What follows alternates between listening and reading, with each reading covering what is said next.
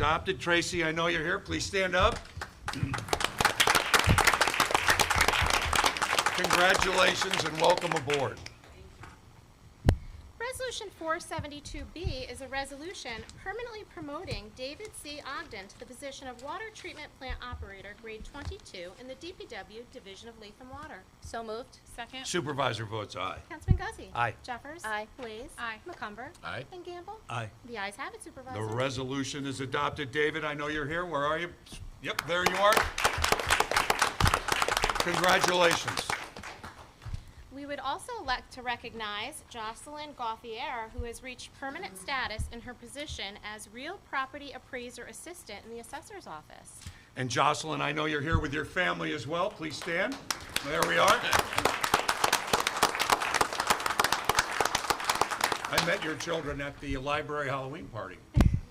I'm still eating my candy, too. All good.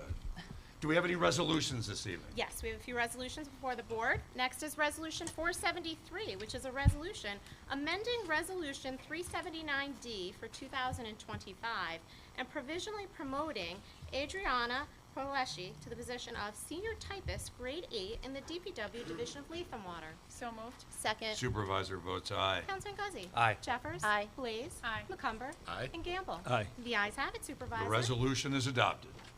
Resolution 474 is a resolution appointing or reappointing members to the High School Youth Advisory Board for 2026. So moved. Second. Supervisor votes aye. Councilman Guzzi. Aye. Jeffers. Aye. Blaze. Aye. McCumber. Aye. And Gamble. Aye. The ayes have it, Supervisor. The resolution is adopted. Resolution 475 is a resolution appointing or reappointing members to the Junior High School Youth Advisory Board for 2026. So moved. Second. Supervisor votes aye. Councilman Guzzi. Aye. Jeffers. Aye. Blaze. Aye. McCumber. Aye. And Gamble. Aye. The ayes have it, Supervisor. The resolution is adopted. And Resolution 476 is a resolution authorizing the Director of Purchasing and General Services to advertise for bids in connection with guide rail repair and installs, concrete blocks, hydro plug, and mortar mix materials for roadway maintenance for the year 2026. So moved. Second. Supervisor votes aye. Councilman Guzzi. Aye. Jeffers. Aye. Blaze. Aye. McCumber. Aye. And Gamble. Aye. The ayes have it, Supervisor. The resolution is adopted. Resolution 477 is a resolution authorizing the Director of Purchasing and General Services to advertise for bids in connection with concrete repair, area prep, and application of chemical-resistant coating in secondary containment for the chemical transfer station at the Mohawk View Water Treatment Plant. So moved. Second. Supervisor votes aye. Councilman Guzzi. Aye. Jeffers. Aye. Blaze. Aye. McCumber. Aye. And Gamble. Aye. The ayes have it, The Supervisor. resolution is adopted. Resolution 478 is a resolution authorizing the Director of Purchasing and General Services to advertise for bids in connection with tank preparation and application of chemical-resistant coating to caustic chemical bulk storage tanks at the Mohawk View Water Treatment Plant. So moved. Second. Supervisor votes aye. Councilman Guzzi. Aye. Jeffers. Aye. Blaze. Aye. McCumber. Aye. And Gamble. Aye. The ayes have it, Supervisor. The resolution is adopted. Resolution 479 is a resolution authorizing the Director of Purchasing and General Services to advertise for bids in connection with standby pipe repair services. So moved. Second. Supervisor votes aye. Councilman Guzzi. Aye. Jeffers. Aye. Blaze. Aye. McCumber. Aye. And Gamble. Aye. The ayes have it, Supervisor. The resolution is adopted.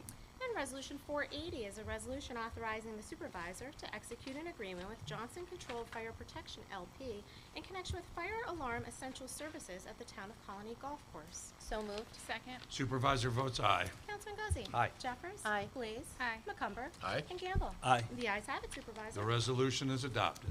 Resolution 481 is a resolution authorizing the supervisor to enter into a facility use agreement with various agencies for the use of the Municipal Training Center for 2025. So moved. Second. Supervisor votes aye. Councilman Guzzi. Aye. Jeffers. Aye. Blaze. Aye. McCumber. Aye. And Gamble. Aye. The ayes have it, Supervisor. The resolution is adopted. And Resolution 482 is a resolution authorizing the Director of Purchasing and General Services to advertise for bids in connection with the acquisition of goods and services for 2026. So moved. Second. Supervisor votes aye. Councilman Guzzi. Aye. Jeffers. Aye. Blaze. Aye. McCumber. Aye. And Gamble. Aye. The ayes have it, Supervisor. The resolution is adopted. Resolution 483 is a resolution authorizing for 2026 the supervisor or director of purchasing and general services to execute vendors' credit applications and tax exemption certifications to enable the town to purchase goods and services that are to be procured in compliance with the terms of the town's procurement policy. So moved. Second. Supervisor votes aye. Councilman Guzzi. Aye. Jeffers. Aye. Please. Aye. McCumber. Aye. And Gamble. Aye. The ayes have it, Supervisor. The resolution is adopted. Resolution 484 is a resolution authorizing the payment in the amount of $242.45 to Surrey Puda in connection with a claim for certain property damage. So moved. Second. Supervisor votes aye. Councilman Guzzi. Aye. Jeffers. Aye. Blaze. Aye. McCumber. Aye. And Gamble. Aye. The ayes have it, Supervisor. The resolution is adopted. Resolution 485 is a resolution authorizing the supervisor to secure builder's risk insurance coverage as needed for various town projects. So moved. Second. Supervisor votes aye. Councilman Guzzi. Aye. Jeffers. Aye. Blaze. Aye. McCumber. Aye. And Gamble. Aye. The ayes have it, Supervisor. The resolution is adopted. And Resolution 486 is a resolution approving the town clerk to appoint Ava G. Manti as Deputy Town Clerk 3. So moved. Second. Supervisor votes aye. Councilman Guzzi. Aye. Jeffers. Aye. Blaze. Aye. McCumber. Aye. And Gamble. Aye. The ayes have it. The resolution is adopted. Ava, are you with us this evening? There you are. Congratulations. And Resolution 487 is a resolution appointing Marcy E. Savage as a member of the Library Board of Trustees. So moved. Second. Supervisor votes aye. Councilman Guzzi. Aye. Jeffers. Aye. Blaze. Aye. McCumber. Aye. And Gamble. Aye. The ayes have it, Supervisor. The resolution is adopted. Marcy, I know you're here somewhere. Please stand up. There we are. Congratulations and thank you. Do we have any public hearings set for this evening? We have two public hearings before the board. The first public hearing is being held by order of this town board as per Resolution 436 for 2025 and pursuant to Section 202 of the New York State Town Law in order to hear all persons relative to the annual estimate of construction expense of improvements and benefit assessment rule for the Town of Colonie sewer improvement area. Notice of this public hearing has been published in the official town newspaper, which is the Spotlight, and has been posted on the town clerk's bulletin board. I have affidavit for each. The town board will now hear all persons interested in this matter. Mr. Supervisor, this evening's public hearing will be presented by Ryan Bailey, a partner at the law firm of Bailey, Johnson, and Peck. And are they the district council? Yes, they are, Judge. And have they been for many years? Approximately 15. Okay, thank you. Please proceed, sir. Good evening. My name is Ryan Bailey. The Town of Colonie sewer improvement area is comprised of all parcels within the boundaries of the Town of Colonie and is classified as a special district under the General Municipal Law and the Real Property Tax Law. Pursuant to Town Law 202, the district generates revenue for the debt service incurred for capital improvements to the town's sewage system and wastewater treatment plants through a benefit assessment. All properties are assessed for the district's capital improvement based on the property's pro rata benefit that the property receives from the district. The benefit is determined based on the property's connection to the sewer system, ability to connect to the sewer system, and the classification of the property as residential or non-residential use. The assessment against parcels is divided into 5 categories called units, and these are the different units. PWNA units are assessed against properties where sewer is not available. PWNRA units are assessed against non-residential properties where sewer is available. PWNRC units are assessed against non-residential properties where sewer is available and the property is in fact connected to the town sewer system. PWRC units are assessed against residential properties where sewer is available and the property is connected to the sewer system. PWRA units are assessed against residential properties where sewer is available for the property, but it's not connected to the town sewer system. There were 1,617 PWNA units, 341 PWNRA units, 15,209 PWNRC units, and 24,496 PWRC units and 841 PWRA units assessed against properties on the 2025 sewer benefit assessment roll. Based on the Division of Pure Water's proposed 2026 debt service budget of $5,382,615, the charge for the PWNRA and PWRA units are $66.78 per unit.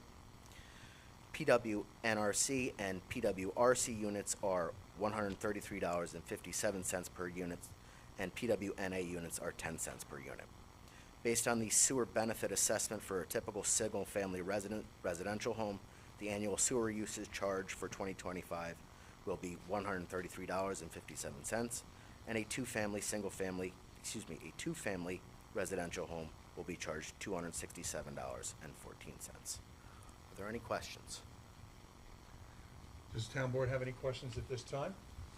Is any member of the public signed in to speak at this public hearing? We've had no sign up in connection with this public hearing.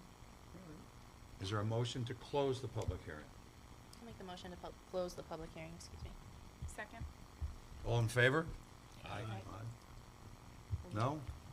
Not hearing any? We'll close the public hearing. We'll close the public hearing.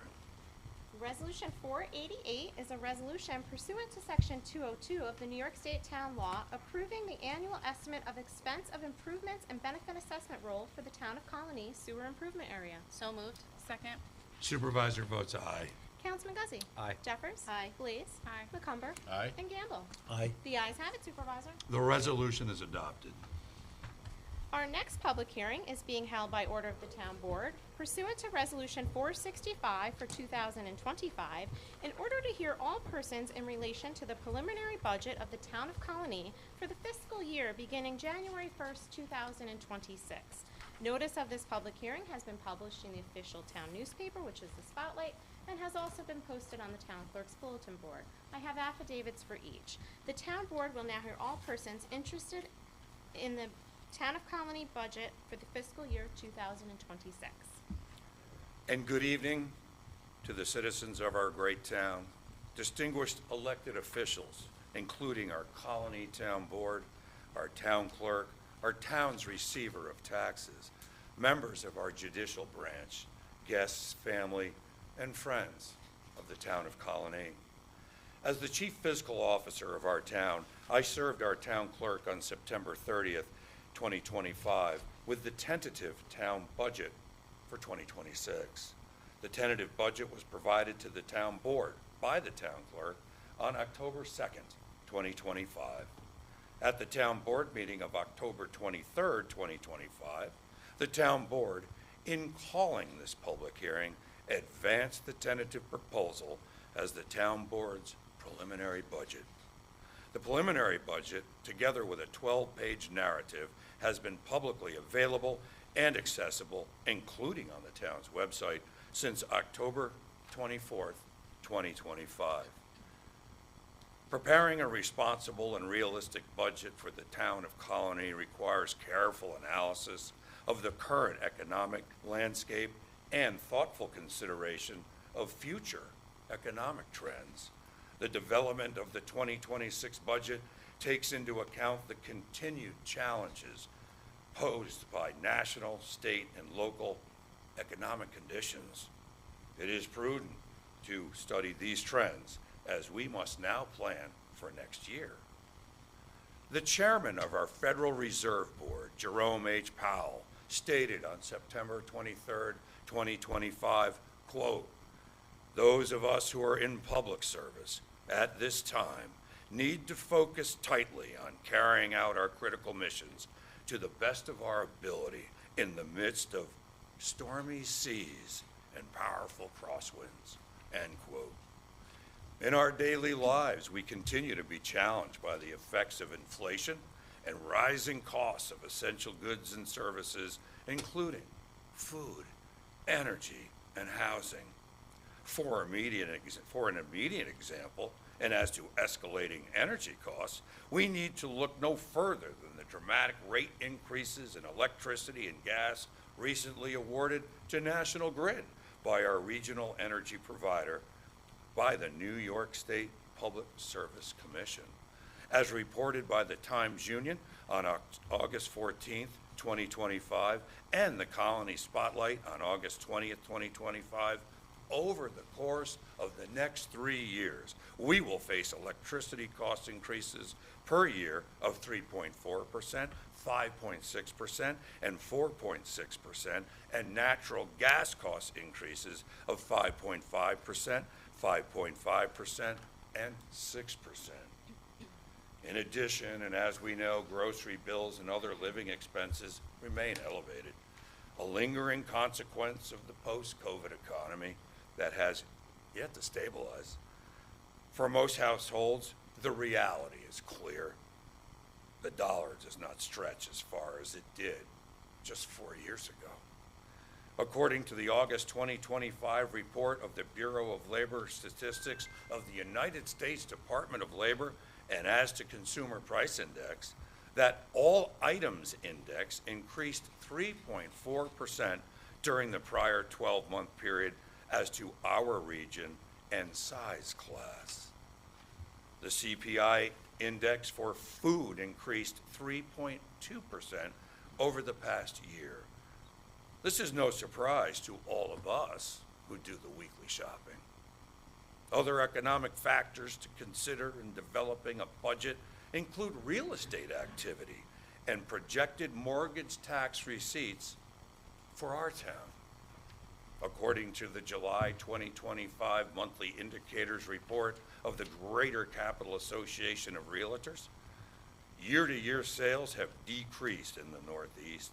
Since April 2025, closed sales have dramatically decreased month over month through July. This downward trend of closings results in a softening in mortgage loans and the tax on such instruments which provide a revenue stream to our town.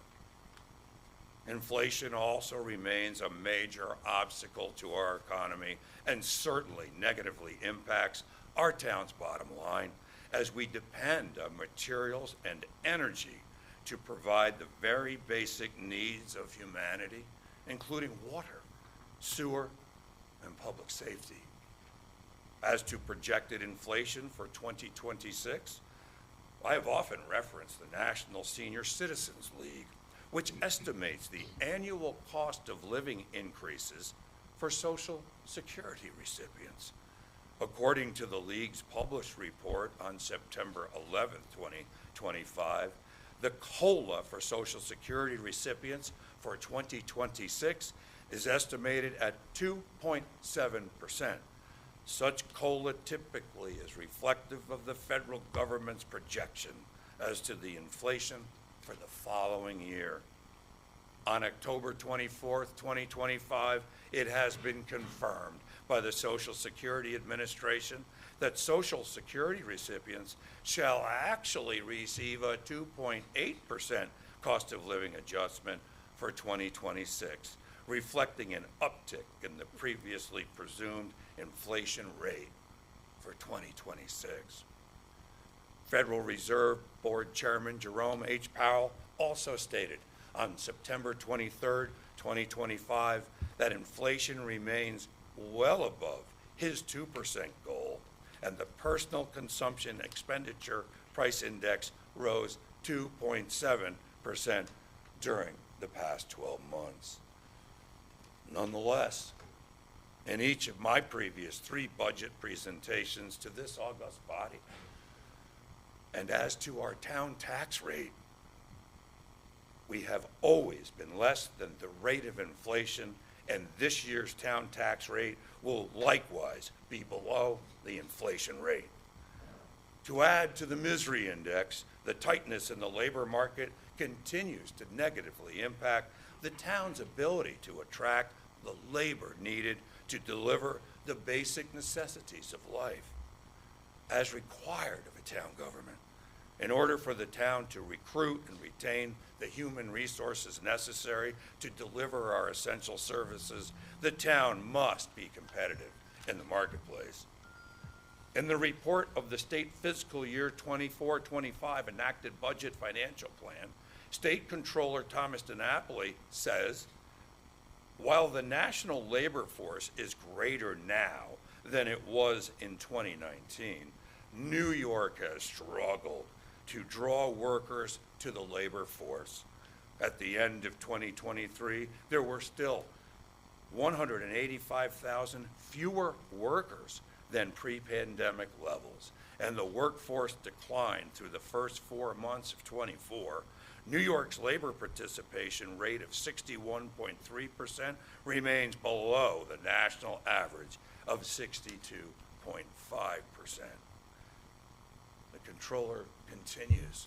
Changes in population are a driving force for changes in New York labor force.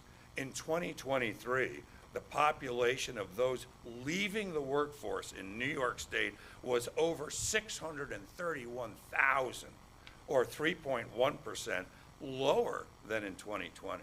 The largest population decline of any state in estimates from the U.S. Census Bureau. To begin to meet this challenge in 2024, I, working together with William Alund, representing our CSEA employees, established the day-long and now annual Town of Colonie Career Fair.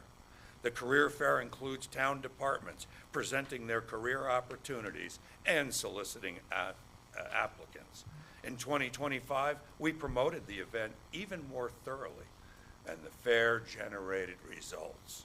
In addition, and to underscore the need for labor, I even donned a sandwich board walking along Route 9 in front of Town Hall, seeking passersby to apply within.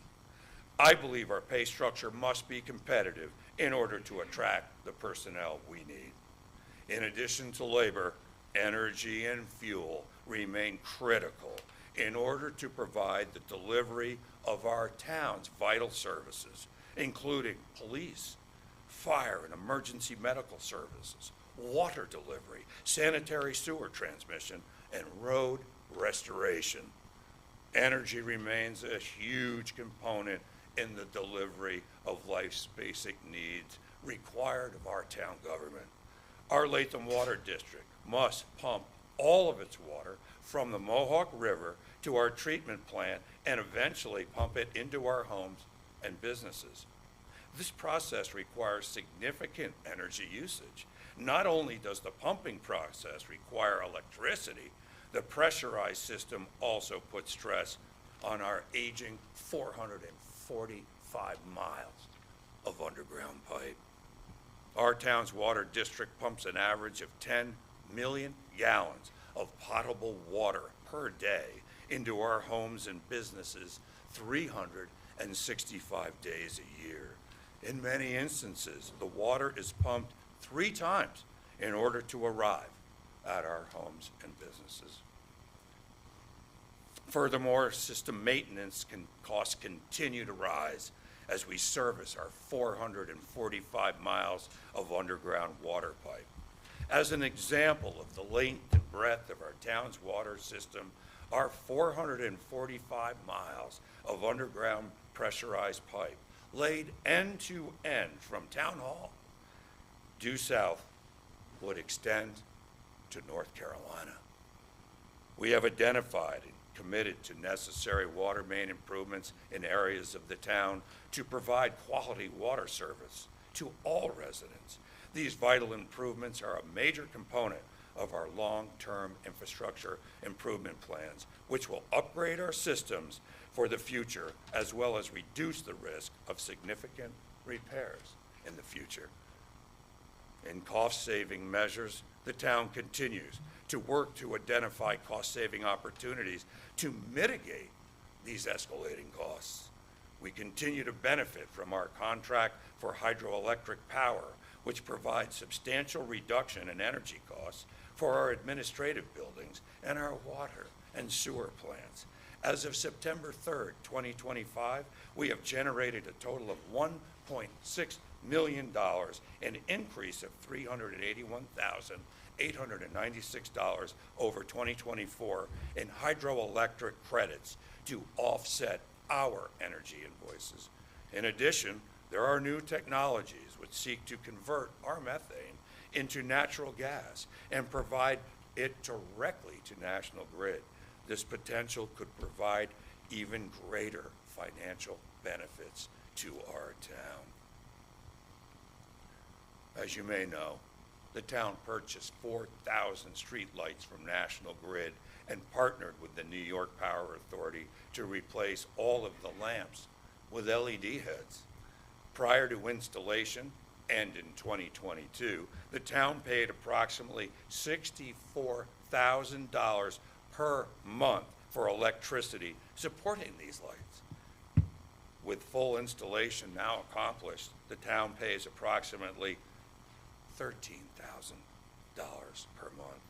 In addition, the town has efficiently reduced the use of kilowatt hours by 2/3 by switching to these LED lights. The savings currently go to paying the debt service for the purchase of the lights and maintenance. The installation also caused a need to replace circuits in some of the older lights. Currently, approximately 105 of our 4,000 streetlights require servicing, and the town is in the process of engaging those repairs. In order to reduce premiums for property and liability insurance, I directed an inventory of all town buildings and structures. Each year, we have reduced insurance costs. In 2025, we enjoyed a savings of more than $360,000 of property and casualty insurance premiums over 24, even when premiums continue to rise due to inflation. In other offsets, the town continuously pursues grant opportunities, and to date, we have been successful in obtaining new grant funding from a number of different sources to assist us with important town projects. A $146,000 grant from the Department of Energy assisted us in purchasing 5 new EVs to add to our fleet. These new EVs will be used across multiple departments, including general services, planning, Latham Water, Pure Waters, and Highway, replacing older gasoline-powered vehicles and reducing the town's greenhouse gas emissions. In addition, we have applied for a federal grant to develop a more sustainable ice surface at our West Albany Park, so our citizens may enjoy a fuller skating experience. We are planning a seasonal installation of a chilled ice surface, which will render the ice much more reliable. As we know, Mother Nature has not been a great partner since I reestablished skating to our town park system in 2022 after a 20-year hiatus. The Colony Police Department received multiple grants throughout the year to support various initiatives and improve public safety, totaling nearly $400,000. These grants funded new equipment, specialized training, and community outreach.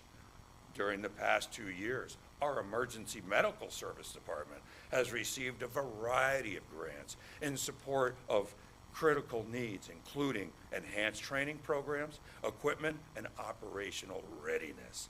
These grants total well over $500,000 and are helping frontline responders stay safe while improving emergency response capabilities through advanced certification and educational opportunities. We continue to work with Albany County, our state legislators, and our federal government on grant opportunities and applications. As to our park system, we continue to restore and enhance the condition of our parks. We have major parks, including our town Mohawk River Park and Pool Complex, our 36-hole golf course, and 12 pocket parks within the 57 square miles that make up our great town. Each park requires attention, and in my 45 months as town supervisor, there have been dramatic enhancements to our park system, and this must continue. Look no further than the ongoing total restoration of our 36-hole golf course and improvements at our Mohawk River Park. As a side note, our 36-hole golf course is the only municipal 36-hole golf course in the state of New York. In addition, and most recently, we have continued to restore other parks, which include our James G. Egan Memorial Park, our Michael J. Anson Memorial Park, and our Lysick Hill Park. Our town residents deserve nothing less. We continue in this budget to fund the 2 reserve funds we established 2 years ago, including the Fund for Park Improvements. We currently have in excess of $500,000 set aside in our open space fund. We will continue to build this fund and look for opportunities to acquire meaningful open space and cultivate our parks.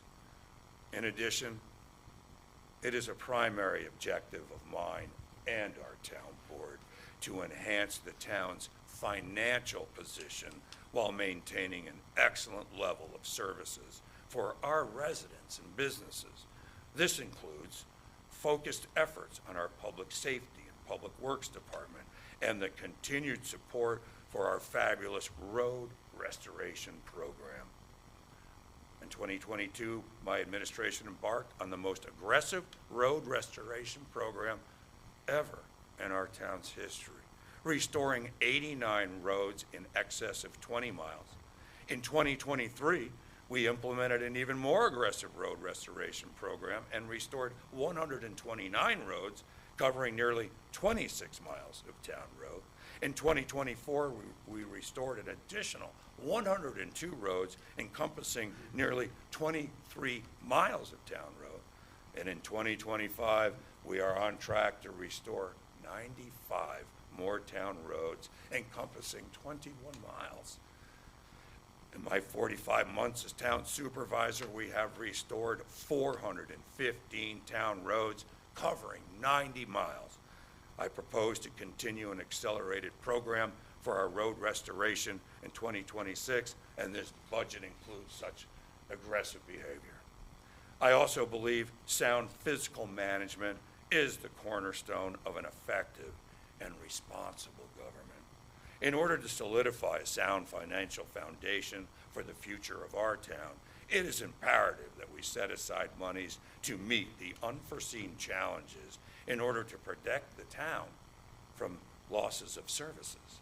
The town must balance fiscal responsibility while pursuing an excellent quality of service and financial security for our community, both now and in the future.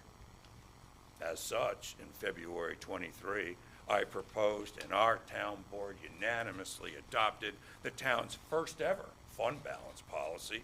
We adopted the policy in an effort to ensure financial security through the maintenance of a fiscally responsible, unrestricted fund balance that guides the creation, maintenance, and use of resources for financial stabilization purposes.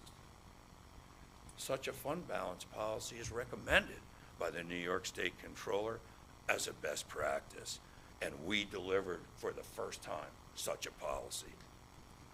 In addition, and earlier this year, S&P Global Ratings once again raised its bond rating of our town during my administration, this time up to AA from the previous AA- rating. This rating firmly places the town in the high grade of ratings, and it is also the highest bond rating this town has ever had going back to 1938. This is the second upgrade during my tenure as town supervisor. In 2022, our town bond rating increased from A+ to AA-. Financial findings from the 2025 S&P Global Credit Overview include, quote, positive financial performance for the past 3 years, in line with the consistently conservative budgeting and significantly growing unassigned reserves that include additional available cash in restricted reserves for debt service. Investment policies are in compliance with state guidelines. S&P Global also notes, quote, the town faces budgetary pressures regarding salaries due to the difficulty in recruiting and retaining police, EMS, engineering, and legal personnel. S&P concluded, quote, the stable outlook reflects our view that the town will maintain balanced operations and reserves at near current levels while managing debt. In addition, last September, and again this September, I received a notice from the New York State Controller finding that in 2023, And in 2024, our town showed no indication of any fiscal stress. I remain pleased that our town board has joined me in obtaining this wellness status.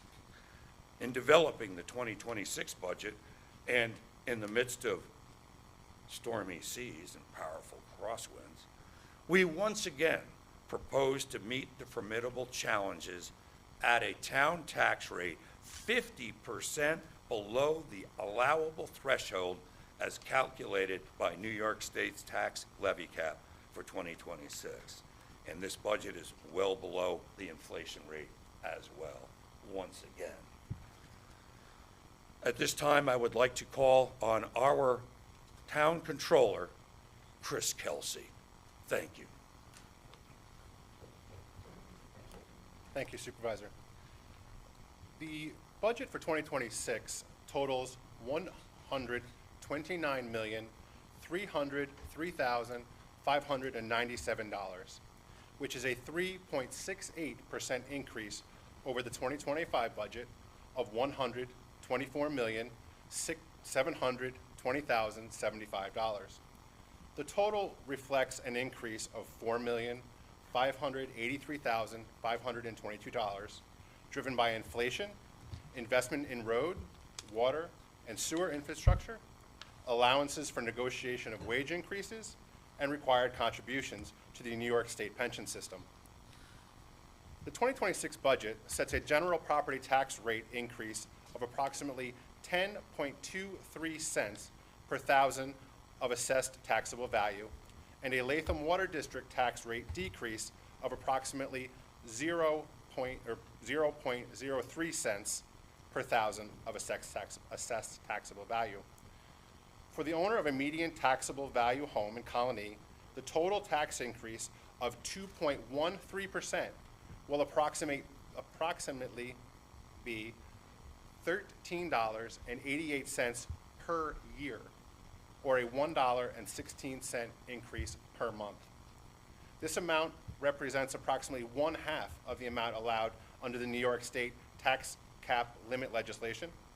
This town administration follows a conservative financial approach in order to meet economic challenges head-on, while keeping property taxes one of the lowest in the Capital District. This increase in the general property tax rate includes a portion for the William K. Sanford Town Library. The library portion amounts to 47.3 cents per thousand of assessed value, or 10.3% of the general property tax rate. A summary of the estimated revenue categories can be seen on the following slide. Again, this administration continues to conservatively budget all revenues within historic trends and with a view of forecasts of economic conditions. As a result, the 2026's budget, as in the last two budgets, the town has been able to rely on some prior growth in the area of sales tax. However, as noted previously, the growth trends in sales tax have slowed considerably during the last 3 years. While concerns of a recession have dissipated, economists are still cautious of future conditions. Based on the foregoing, the budget proposal is based on a conservative approach, presuming growth in sales tax revenue in 2026 at a rate below the town's historical trends. Historically, the town's average annual sales tax growth approximates 3.15% over the last 25 years. This administration is cautiously estimating sales tax revenue in order to weather any potential economic turbulence and to continue moving the town away from overdependence on a revenue stream wholly out of its control. The town also recognizes the need to balance conservatism and the overall financial impact on residents and business owners. During 2024, the town began receiving distributions under the adult use cannabis tax regulations, as there is no ability to historically predict this revenue stream at this early stage. The town conservatively budgeted this new revenue in 2025 and again in 2026. The increase in fees for services continue to capture the benefit of negotiated improved insurance company reimbursement rates for the Emergency Medical Services Department and to reflect these and other similar revenues at current trends. Beginning in 2026, the town will be moving away from the Pure Waters District benefit assessment roll, formerly a component of the general tax bill, for district operation and maintenance. The debt service component, as we heard earlier tonight, will continue to be on the general property tax bill. Beginning in February 2026, sewer rents will now be included on a consolidated utility invoice along with Latham Water District's user fees. This will spread the formerly one-time payment over 2 billing cycles in 2026. Through cost containment measures and optimization of other revenues, the Pure Waters District budget remained at a level where sewer utility fees increased less than 0.75%, and the debt service payments increased less than 0.59%. As such, residential customers should expect to see minimal changes in the sewer fees paid in 2026 compared to 2025. The total net increase to residents from sewer service is proposed to be at $1 per month. For the Latham Water District rate, it will remain unchanged for 2025 at a rate of $5 per 1,000 gallons of potable water delivered directly to our constituents' homes and businesses. During 2025, the Latham Water District made the final debt service payment on the Mohawk River Plant Treatment Expansion, thereby unrestricting over $1 million within its operating budget, a portion of which is proposed to be used to cover necessary operating increases in 2026, and the balance has been set aside to provide a permanent annual allocation in excess of $800,000 for necessary water main projects. This budget allocation will allow the Latham Water District to address main improvement projects more efficiently and cost-effectively and save on debt service costs. Fines, licenses, permits, interest, and use of property are all projected to increase slightly due to current trends. Other budget sources include the use of reserves and appropriation of unreserved fund balance. The increase for 2026 represents the use of accumulated savings to relieve taxpayers the burden of an 11% or $1 million increase in mandated contributions to the New York State retirement system in 2026. A comparative summary of the expenditures is shown in the following slide.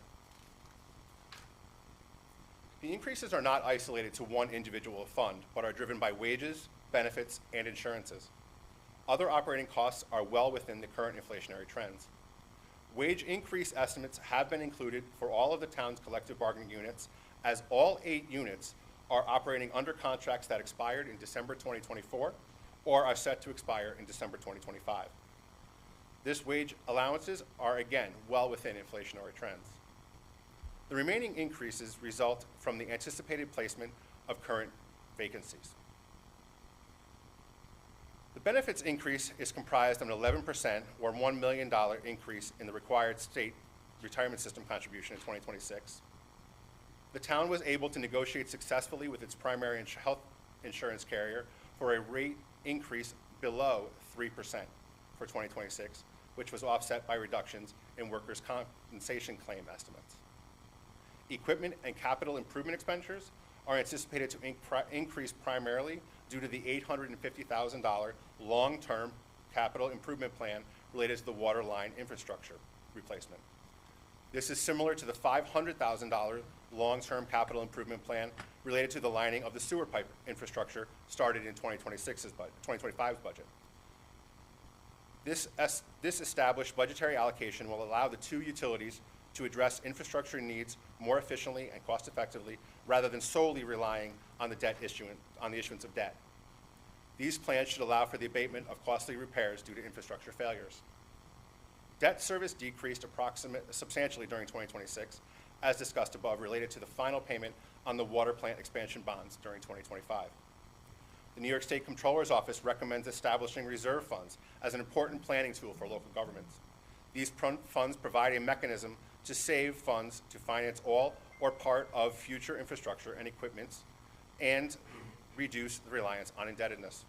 This administration has already established 2 such reserve fund balances in prior years.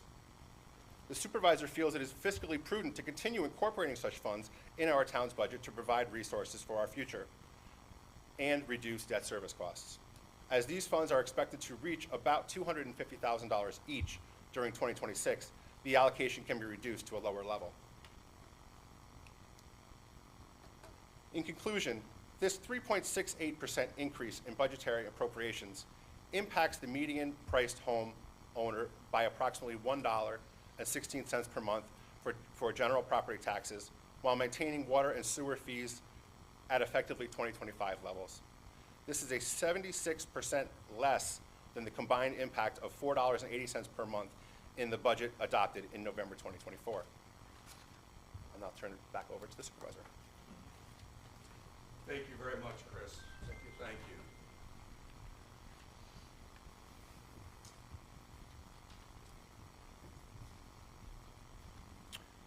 Our town continues to face increased costs of mandated expenditures, including those from our New York State retirement system and our infrastructure maintenance. The town also faces rising costs involving energy, snow removal, sewer management, unfunded mandates such as stormwater management, and historically elevated prices for chemicals and materials.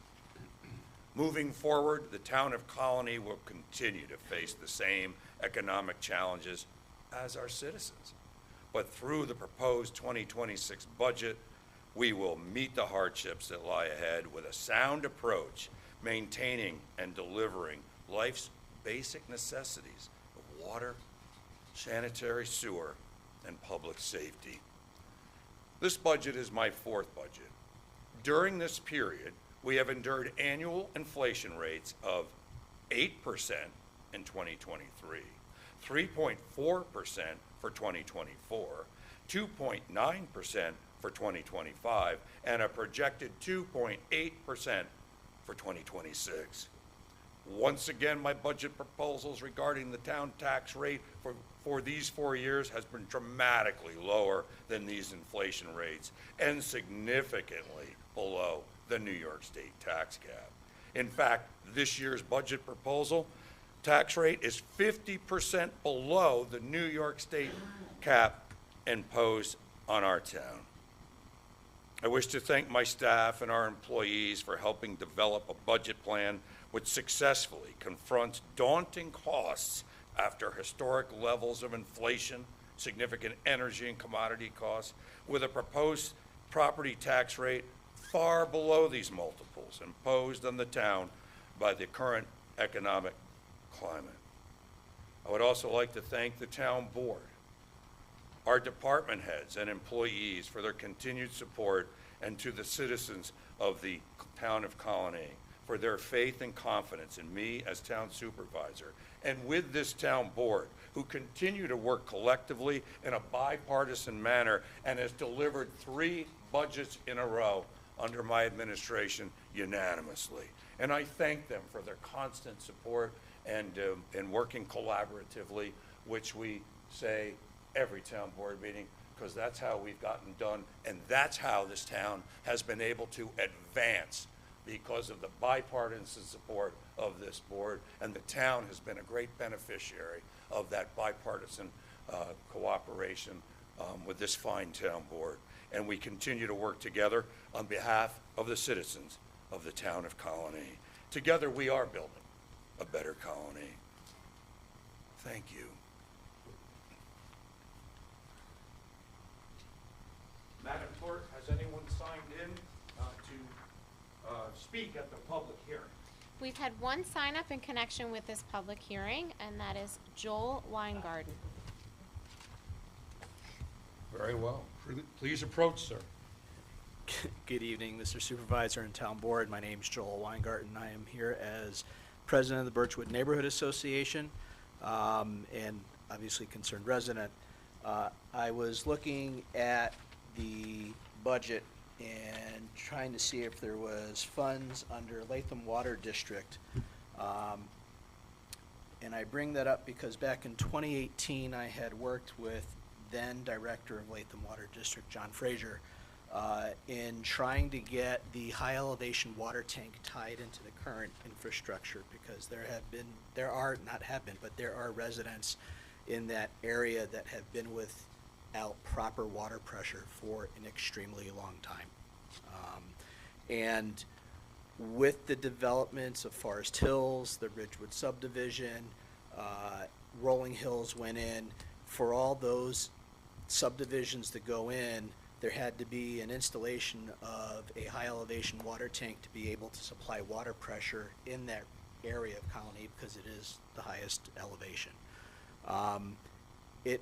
Is about 8 years now since the presentation and since I had worked with John Fraser. I did FOIL information from Latham Water District earlier this year, trying to find out what's the plan, where we're at, because part of it was trying to get the current infrastructure up to snuff to be able to handle the increased pressure when it does get tied in. And I know that one of the big gaps was all the water main breaks that we had on Fly Road that were, for the most part, taken care of within the past couple years. So when I did FOIL the information from Latham Water District, they did have on their plan, their schedule for 2026, the plan to tie in the high elevation water tank into the current infrastructure. And I'm just trying to understand for what I'm thinking would be under transmission and distribution of page 53 of the budget, the proposed budget. If any of those funds there would possibly be appropriated for that tie-in, because it would be great for those folks who have been living in the area for 40 years to be able to get proper water pressure, because some of those folks are dealing with 20 PSI, which is literally the lowest amount allowable to sell a home in Colony, and they're lucky to be able to flush a toilet or take a shower. God forbid the two should happen at the same time. Thank you for your question. Dan Seaver, our superintendent of the Water District, is here. Dan, would you come forward and speak to the issues that have been requested of by this gentleman? And thank you. Dan Seaver, superintendent of Latham Water District.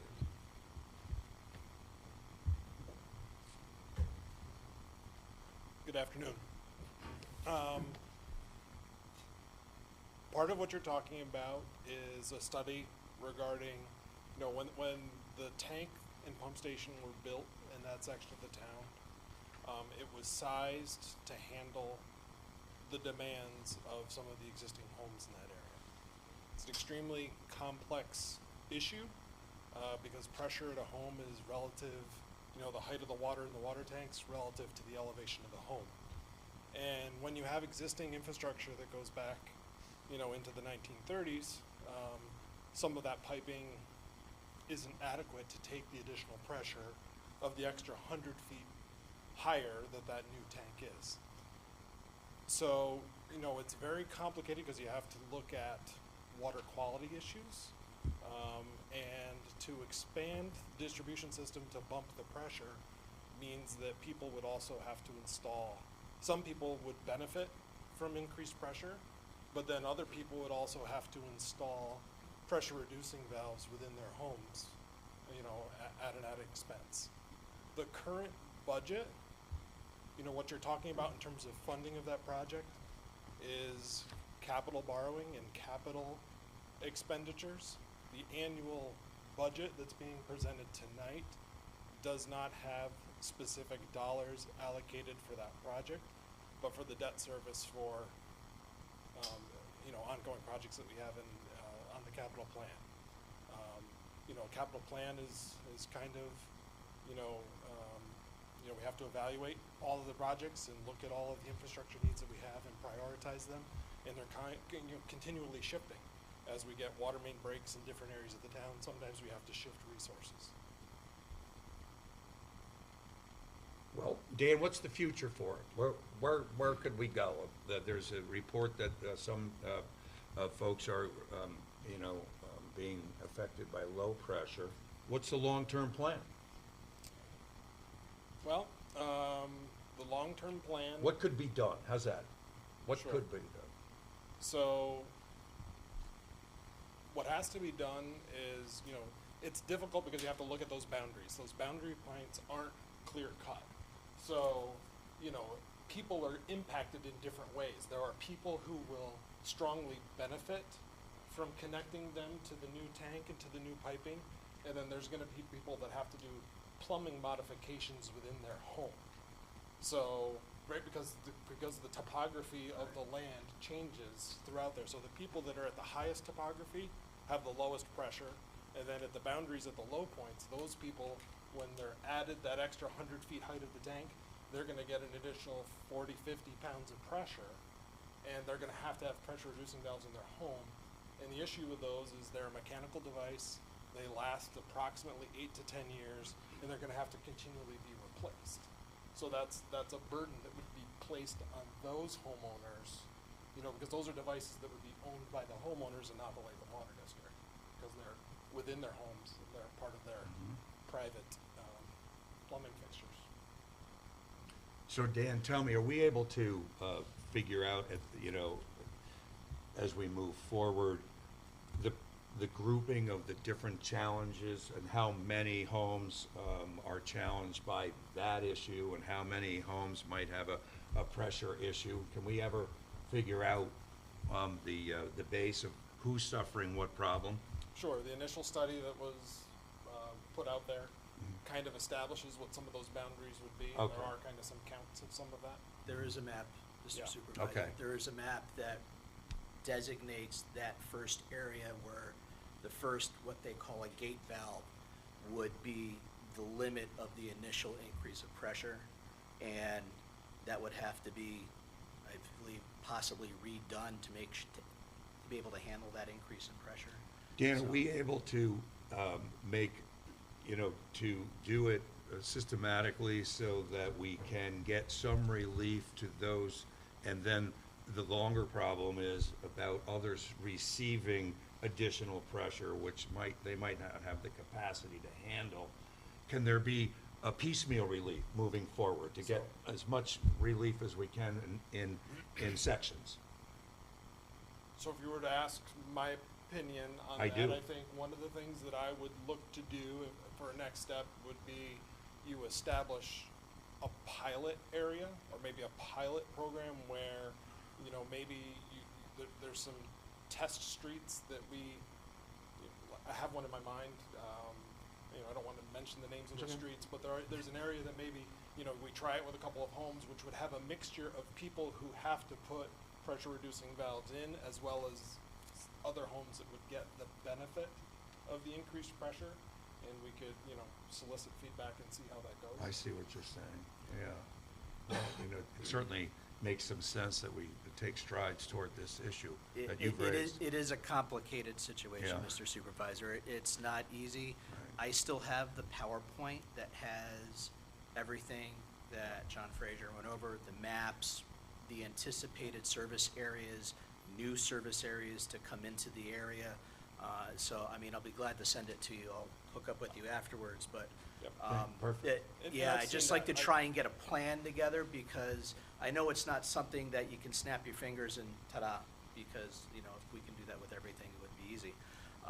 But, I'd like to try and be able to get back to my constituents, my neighbors, to say, hey, listen, we're trying to get this moved forward to get to fruition.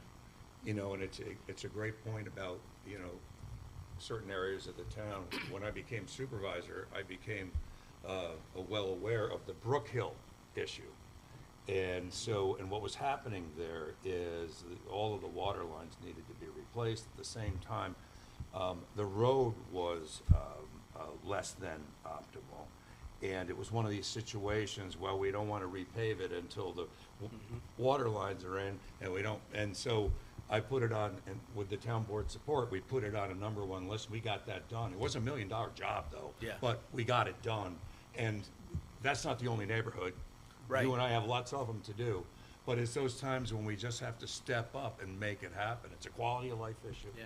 And I'd love it if you had a chance to meet with Dan Seaver and figure out ways that maybe even to explore the superintendent, who's the expert in the field for our town, to see about a pilot program or something to start things happening. And I just want to reinforce, water quality is very important to consider in all this, because Yeah.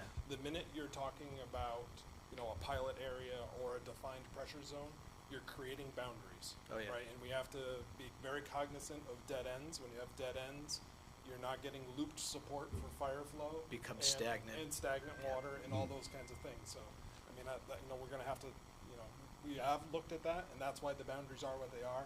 But a lot of homes are in fact impacted, and there's, you know, there's pros and cons depending on Yeah, where your totally elevation get of the that. home is. Totally get that. Yeah. Thank you. Thank you, sir. Madam Clerk, has anyone else signed in to speak at this public hearing? That concludes the sign up for the public hearing tonight. Is there a motion to,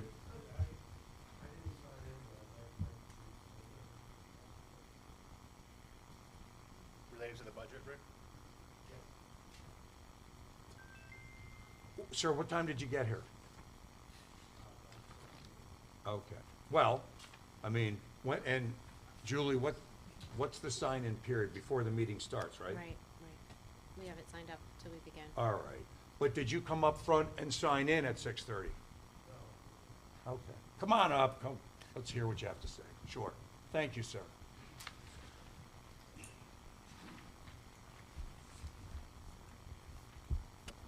Thank you. I'm Richard Rollins. I'm the attorney for Colony Senior Service Centers. And I just wanted to make a brief statement for the record here and for the board to consider.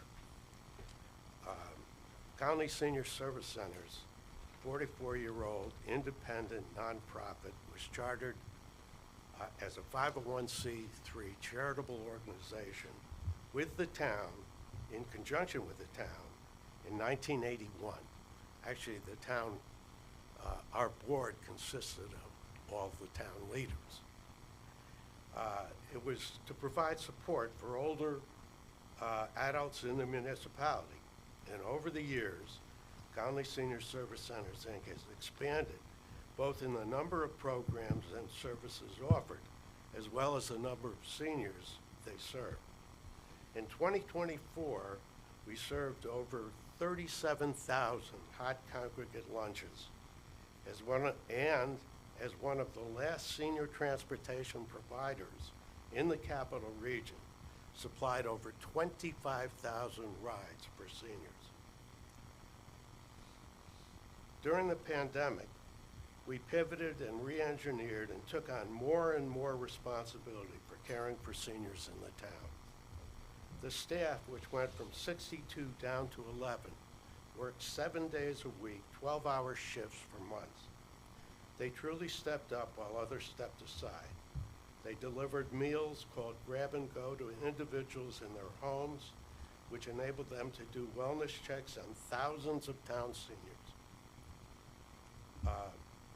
They grocery shopped, they did pharmacy runs, delivered free produce and self-stapled product, and made tens of thousands of wellness calls to seniors to let the seniors know they were being thought of. Since reopening, the number of seniors they serve has continued to increase each year.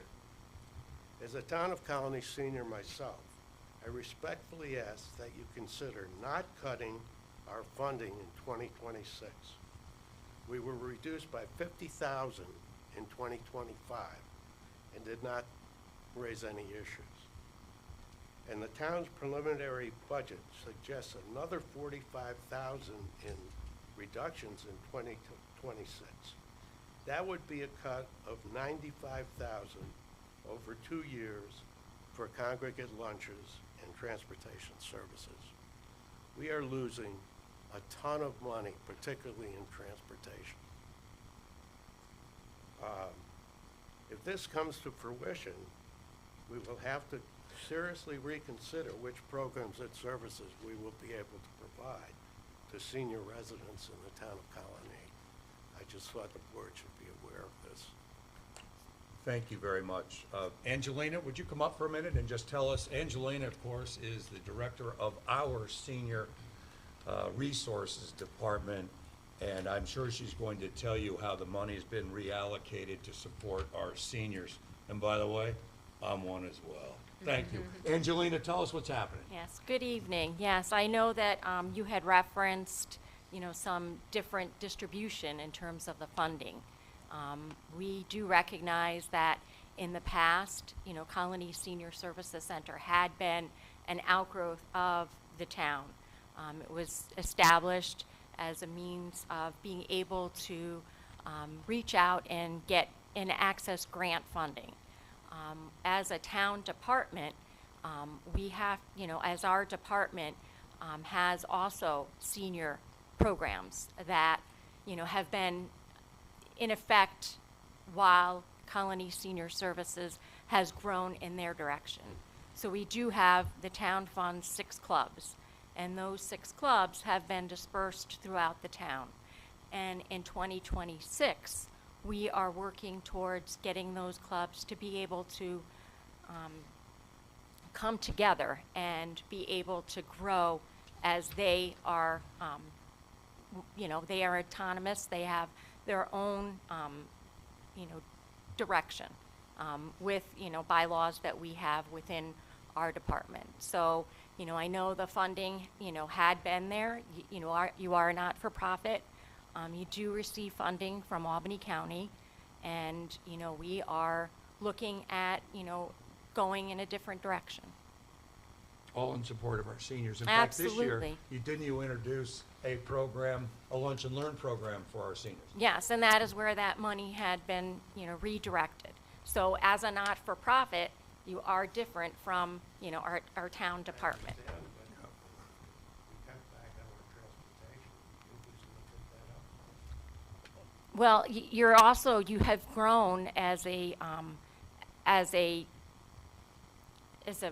program that encompasses multiple areas within the capital district. So we are a town department solely focused on Town of Colonie residents. And that is really where our resources are being, reallocated. Thank you, Angelina. Thank you very much. Is there a motion to close the hearing? I'll make a motion. Second. All in favor? Any Any opposed? against? Hearing none? Close the public hearing. So we have Resolution 489, which is a resolution adopting the proposed 2026 annual budget.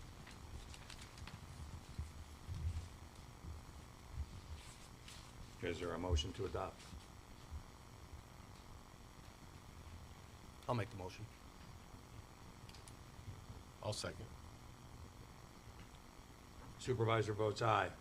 Councilman Guzzi. Aye. Jeffers. Aye. Belize. Aye. McCumber. Aye. And Gamble. Aye. The ayes have it, Supervisor. The resolution is adopted. Has anyone signed up for the public comment period? There has been no sign up for tonight's public comment. Well, before we close then, just wanted to once again thank this town board for working collaboratively and bringing all of the improvements to the town, not only financially, but also our infrastructure, whether it's roads or parks or water or, all right. Well, I mean, and Julie, what's the sign-in period before the meeting starts, right? Right. We have it signed up till we begin. All right. But did you come up front and sign in at 6:30? No. Okay. Come on up. Come. Let's hear what you have to say. Sure. Thank you, sir.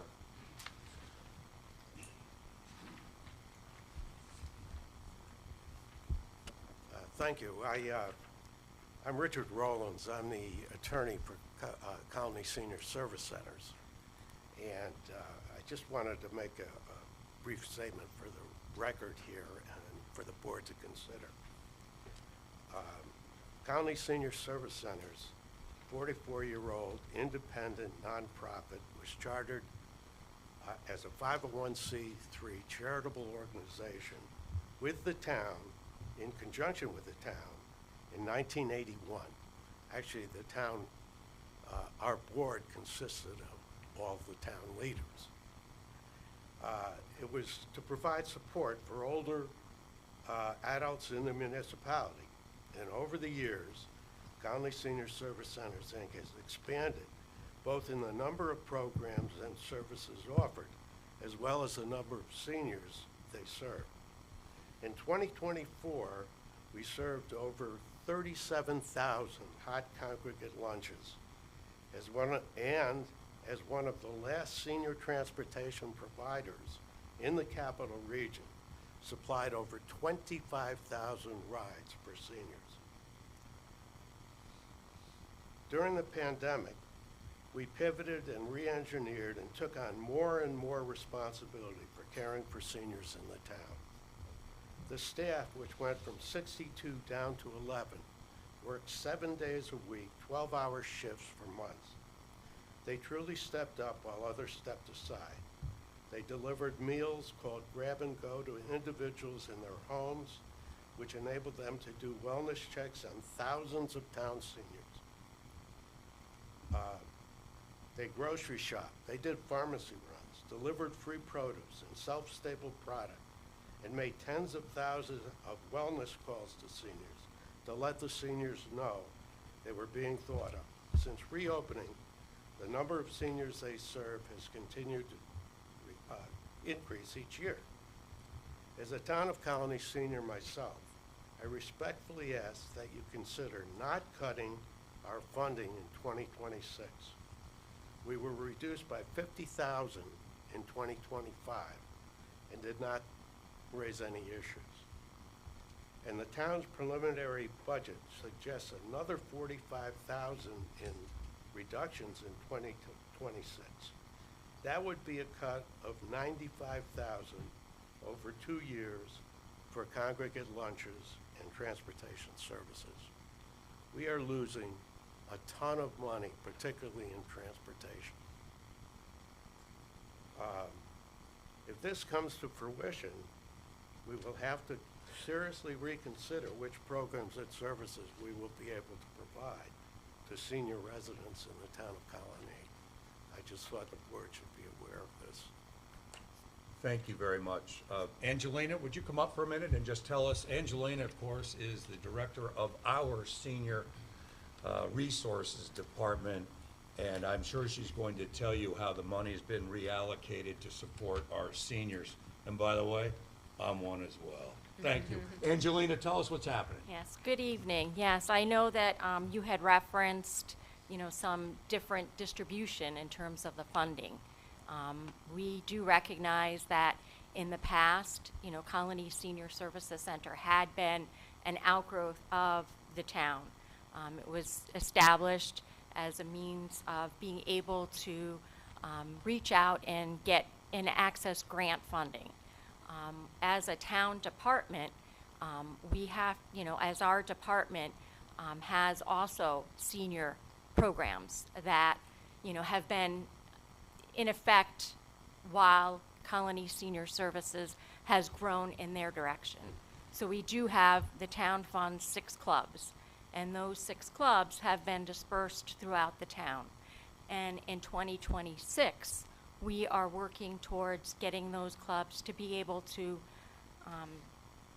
come together and be able to grow as they are, they are autonomous. They have their own, direction with, bylaws that we have within our department. So, I know the funding, had been there.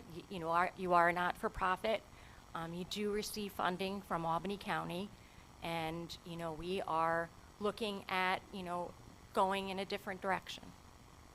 All in support of our seniors. In fact, this year, Absolutely. didn't you introduce a program, a lunch and learn program for our seniors? Yes, and that is where that money had been, redirected. So as a not-for-profit, you are different from, our town department. We cut back on our transportation. We just looked at that up. Well, you're also, you have grown as a program that encompasses multiple areas within the Capital District. So we are a town department solely focused on Town of Colonie residents. And that is really where our resources are being, reallocated. Thank you, Angelina. Thank you very much. Is there a motion to close the hearing? I'll make the motion. Second. All in favor? Aye. Any against? Hearing none? Close the public hearing. So we have Resolution 489, which is a resolution adopting the proposed 2026 annual budget.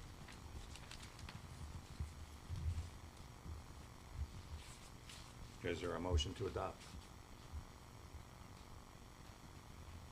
I'll make the motion. I'll second. Supervisor votes aye.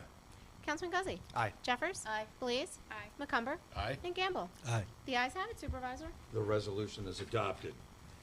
Has anyone signed up for the public comment period? There has been no sign up for tonight's public comment. Well, before we close then, just wanted to once again thank this town board for working collaboratively and bringing all of the improvements to the town, not only financially, but also our infrastructure, whether it's roads or parks or water or sewer. This has been done by everyone cooperating and moving forward, and the town is in a fabulous renaissance here over the past 4 years, nonetheless, and it's because of that cooperation together.